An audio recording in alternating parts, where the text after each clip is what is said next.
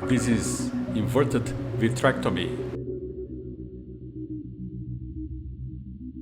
Advanced surgical management of persistent macular pucker. Efficacy of the double pill technique. A 64-year-old phakic male presented with 1-year metamorphopsia and progressive decline in visual acuity. Best corrected visual acuity was 20/70 with difficulty. The right eye was otherwise normal. Fundus photography and OCT imaging revealed a densely organized epiretinal membrane, significantly distorting the normal macular architecture, looking like a very dense macular pucker. The patient was phakic with mild lens nuclear sclerosis.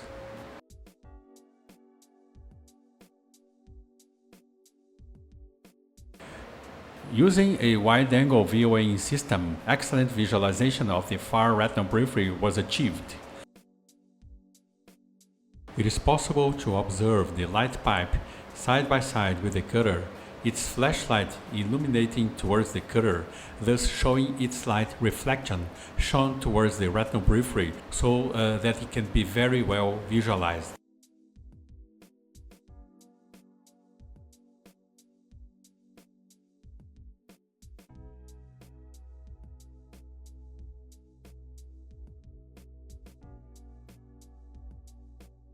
For enhanced central detail, a macular lens was employed, allowing clear visualization of the posterior pole despite media opacities.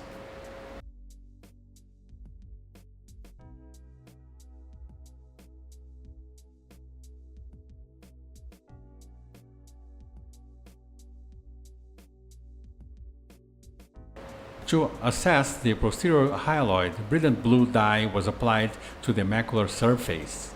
Partial staining of the interwoven internal limiting membrane (ILM) and epiretinal tissue confirmed the absence of the hyaloid phase. A complete air fluid exchange (AFX) was performed to facilitate dye penetration.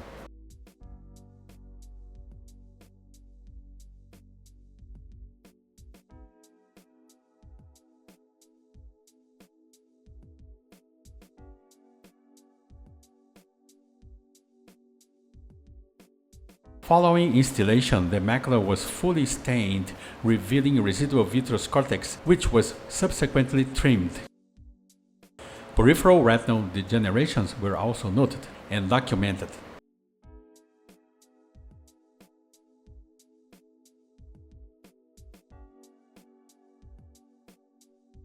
With the use of a 25-gauge serrated forceps, the ILM was carefully peeled, carrying with it the friable epiretinal membrane. The tissue was delicately grasped to avoid trauma, and the macula was successfully cleared of tractional elements.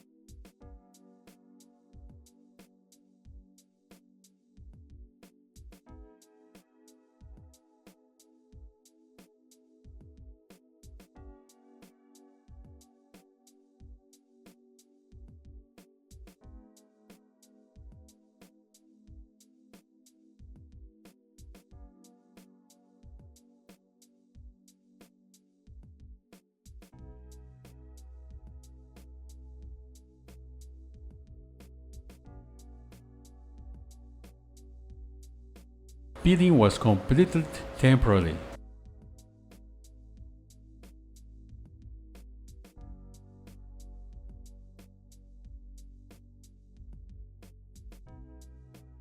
Prophylactic endolaser photocoagulation was applied to the peripheral retina, specifically around the sclerotomy sites.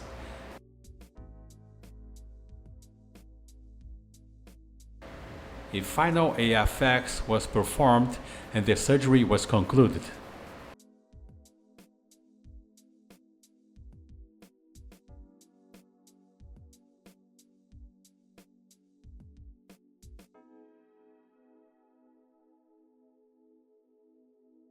On postoperative day 8, the macula appeared well structured with no residual membranes.